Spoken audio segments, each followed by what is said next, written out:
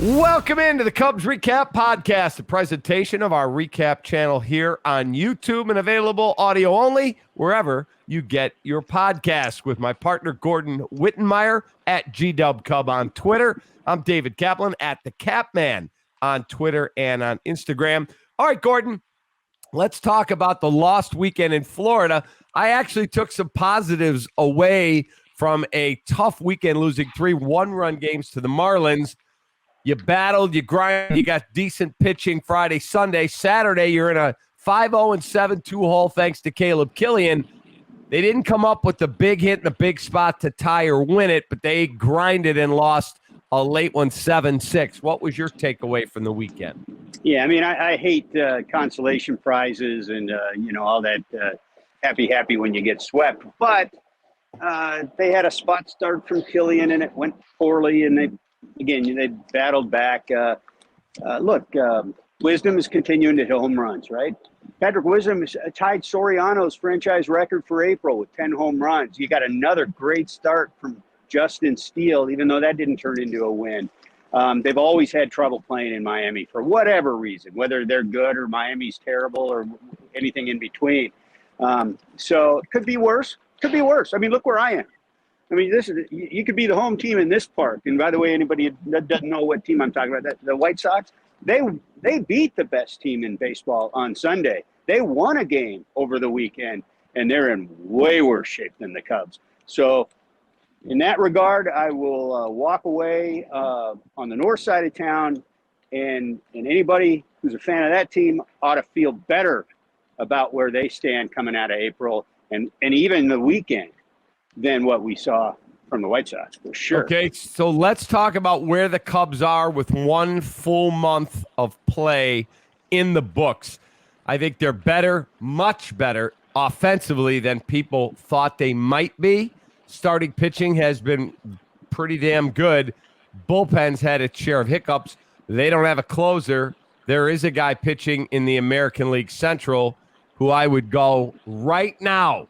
What do you want? Bring Aroldis Chapman back to Chicago. Those two of those things you just mentioned are my biggest takeaways out of April for the Cubs.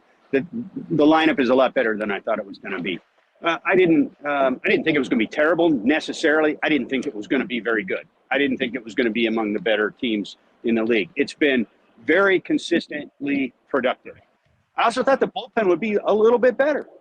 Bullpen has been probably their weakness. And so I didn't anticipate that. So, again, if they can get that fixed, they should be competitive. Are they a playoff team? Look, they're more or less what we said going into the season, and they got a chance to get a little more or less than that as we go forward here. And not the least indicator of which might be coming up this week, right? Kyle Hendricks got rained out from a rehab start on Tuesday, but he's going to start Wednesday, weather permitting, and that's supposed to be a key one. They want to see a lot. All his pitches, they want to see him compete and perform. It's a little bit more than just getting his legs and his arm under him. This one's going to matter for like whatever his next step is and how far away he is. Do you think Jed is in the market to find a closer sooner rather than later? Because Michael Fulmer, no thank you.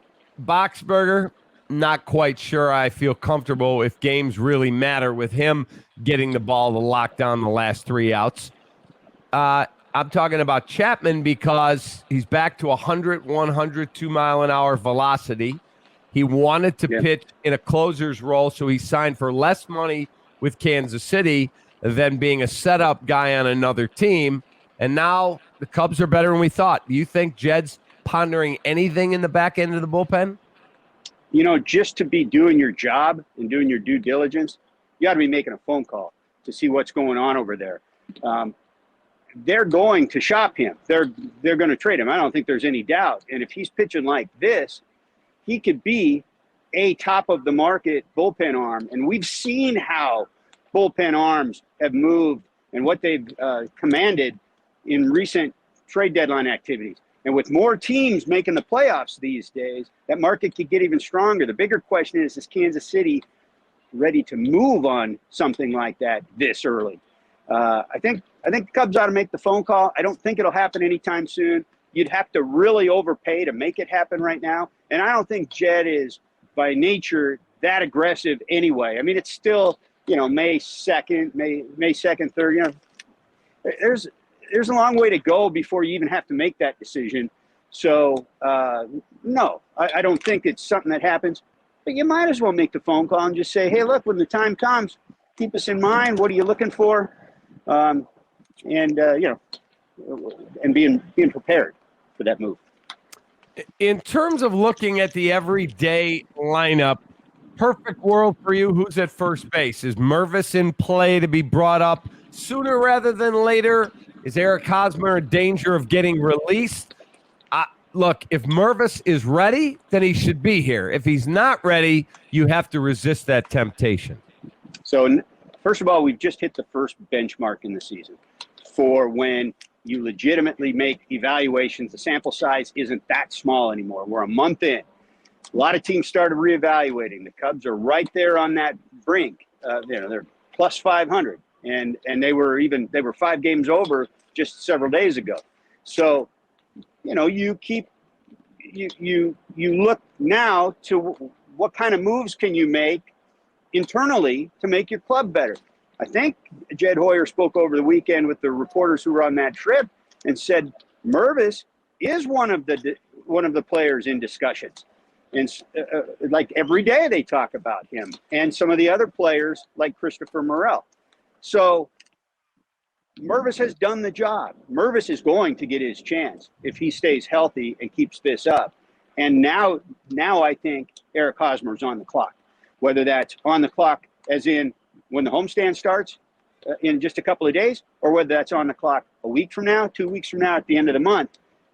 He doesn't have any margin to work with anymore. You got a guy right there. And I do think that the way it looks right now, you could make the case that they're better off with Mervis there. Now, the problem is not you pull the lever on that move and you bring Mervis in, there's no going back and there's no backup to Mervis. So if it doesn't work, you can't just put it back the way it was. So if you think things aren't dire enough or they're okay the way they are, you probably just leave it alone for now. Okay. When you say you can't pull the plug on it, if he struggles, why can't you put Christopher Morel at third, Patrick Wisdom over at first? Yeah, that's what I'm talking about, right? So you would be going into your well of depth to make moves like that. And actually that's not a terrible way to go. But then once you pull the lever on that move, you're fine with Wisdom over at first. Third base then potentially becomes a question if that's not working out. And what do you back to Madrigal, you back to whatever, because if you go back to putting Wisdom back over at third, well, yeah, I guess you got Trey Mancini. So you do have a few options. I don't know that the way things are going right now, and they're going pretty good, whether you rush to make that Hosmer decision. He's a Gold Glove first baseman too, so he does some things for you, even if the bat's not showing up every day. And and even that bat, and keep this in mind too, that bat's a left-handed bat. They don't have a lot of those. So if you think he's close, or if you think it helps you with those around him just having that presence there, then you ride it a little bit longer. Let me also give you another name of a closer, not today, but in July, if the White Sox don't turn it around, I'm calling about Liam Hendricks. Yeah, okay, where have I heard that before? Last podcast, I said that. Yes, you're right. Exactly correct. I think Chapman, Hendricks, I mean, a lot of it, there's going to be guys out there, I guess, unless the Royals wanted to jump right now, you probably have to let this play out. Yeah, I 100%. And again, the Hendricks move is interesting. Now, he's not back yet, so you got to wait till he's back. You got to see what he looks like. That's going to naturally play out into June, even if you jump the market on something like that. So, but this team, in recent history, these two front offices have done that. Right. Craig Kimbrell. Earlier, weeks earlier than the deadline in recent years. So So that's not that wouldn't be unheard of if something like that happened. That wouldn't be crazy. Hey, let me throw something at you. You were talking about the lineup. So we know Wisdom is doing what he's doing with that power, and Ian Happ has picked up where he left off last year, and we know Bellinger is really playing at a high level, maybe even an all-star level this year. Those are your three leaders on that club in OPS. Who's number 4? Off top of your head, without looking it up, who's number 4? And you said Bellinger, Wisdom, and who? Ian Happ. And Ian Happ. Who's number 4? Dansby Swanson. Nope. Nico Horner. Nope. It's Jan Gomes. Jan Gomes. How about that? And so, yeah, I mean, what has Jan Gomes brought to this? Jan Gomes was an all-star in 2018. We didn't expect him to produce offensively like he has this year. 5 home runs. He had 8 all last year. And he could be in line for another all-star selection if he's able to keep this up, in addition to everything he does behind the plate for that pitching staff, which raises this question. You saw what happened over the weekend. Gets hit with the backswing on that bat. He's out. Miguel Amaya is on his way to join the team. They said that Gomes was not in concussion protocol. I don't know if that's changed as of today. But how big a loss in your mind is that if Gomes is out for even a 10-day stretch? That is a major loss because I think he's one of the true leaders in that room. He's an outstanding defensive game caller, and he's hit the ball way better than I ever thought he would. So, yeah, I think that is definitely a blow. But it's also interesting that Miguel Amaya, who's been a top prospect for a long time and always has been hurt, is finally going to get his shot. How about that? The guy was a top 100 prospect as recently as a couple of seasons ago. He's always kind of been right there for them. Always one of their top 3 prospects for years. But he kept getting hurt. It was one injury, then another injury, and he had a Tommy John. Always right on that brink of breaking in. And now it looks like he might get that debut. And he's been hitting the cover off the ball at Double-A. So he might, I don't know if he would stick. Like if he comes in and replaces Gomes, he probably goes back down when Gomes comes off the IL. But this guy, if he's ready, answers a lot of the questions we had when Wilson Contreras went out the door. But that's still a lot. I mean, a lot has to happen, right? And a lot has to play out before we know how much he's actually answered those questions. But that would be a massive development for this club if he's ready and he's ready to stick in the big leagues and be healthy.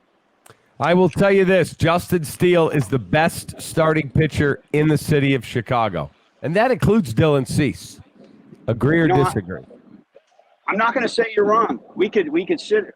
What I would like to do is meet at Harry's, get a whole bunch of beers in front of us, and talk for about an hour and a half on that. And I'll take the Dylan Cease side of it, just to have a robust debate on it. But I'm not sure you're wrong. And we'll if he keeps this up, you're absolutely right. I mean, he's got a 1.49 ERA. He's 4-0. And if you go back to just before the All-Star break last year, it's a hell of a run. 13 consecutive starts where he hasn't allowed more than 2 earned runs. Last guy did it more often than that, or more consecutive games than that, was Jake Arrieta. And it was 1 more consecutive game back when he was the best pitcher on the planet. So the other thing is, this is a homegrown pitcher. Dude, How long have we talked about this? It's about freaking time. I mean, this is the best homegrown pitcher they've had by all looks of it. Then since what, Zambrano, that era. Since that era, Zambrano, Wood, and Pryor. Yeah, I mean, and Jeff Samardzija is a guy that went and got a $90 million contract. Maybe you throw him into there, and it's the best since then, if you want to say that. But it's been a long freaking time, no matter how you look at it. 1,000%. In the division, we've talked about Milwaukee a lot. They're good. The Cardinals, how you like my shirt? Birds on the bat? Nah, boring. Thank you, Obvious Shirts. ObviousShirts.com, promo code CAP. Get 15% off anything you want on their website. I got your birds on a bat. in terms of the division race, who the hell are the Pittsburgh Pirates? Right? Like, They've got freaking talent, man. And unlike some teams in town, they got a $100 million ball player. yeah, Brian Reynolds signed his $106.7 million deal. And then you have O'Neal Cruz, maybe their second best player, out for the year with an injury, a broken leg from the play at the plate with the White Sox. So who knows how good they'd be if they had that guy. McCutcheon's having another good year. He's kind of a rebirth at whatever he's 35, I think. Rich Hill is on that pitching staff, and their pitching staff is top 3 in the National League, I think. And they're pitching. I'm telling you, they got some nice arms, some great young players, a lot of talent all through that roster. Can it last? I don't expect it to. Can they make noise the rest of the year? I don't see why not. The Cardinals are in dead last as we tape this. Dead last. The first time since there was an NL Central, right? I believe the first time since the NL Central has existed that they finished April in last. That's the greatest. I so am enjoying that. So enjoying it. Hey, you know who else is in last place? The freaking Yankees. I mean, this is how weird baseball is the first month so far. Yeah, my partner on the radio, Jonathan Hood, said, Cap, the Yankees are in last. I said, no, you must be looking at that wrong. And he pulled it up, and I'm like, oh, my God, they are in last. How about the Baltimore Orioles rolling along? I think 18-9. They got one of the best records in baseball, and if people aren't noticing it, it's only because the Rays are the best team ever in front of them.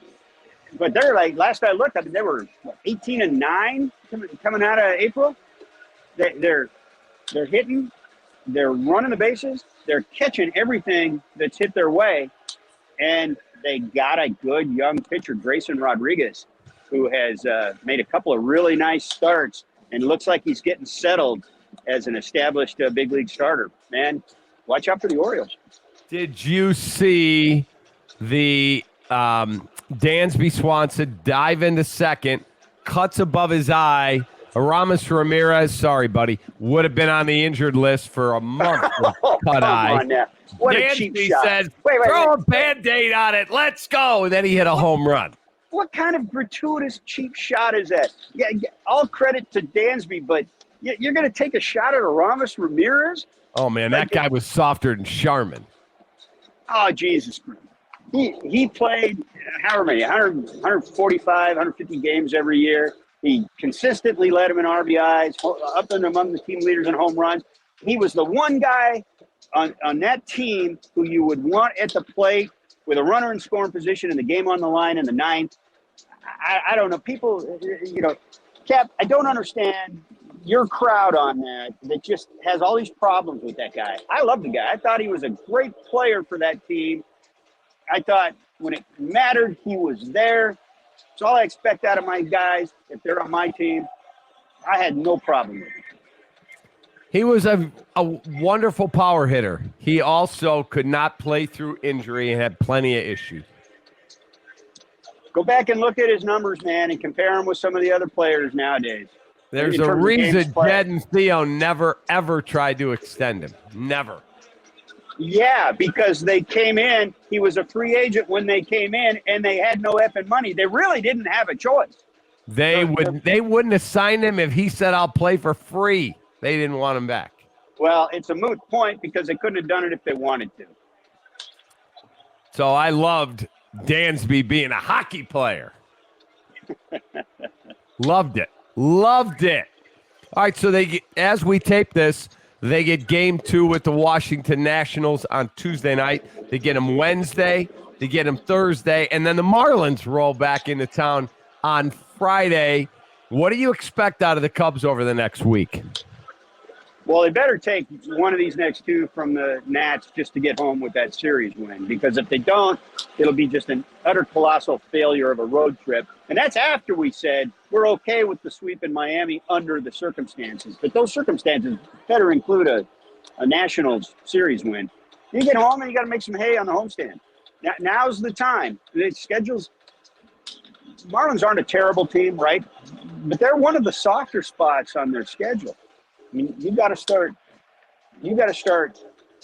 putting together some win streaks now and getting back on that streak where they had 4 straight winning series or something like that.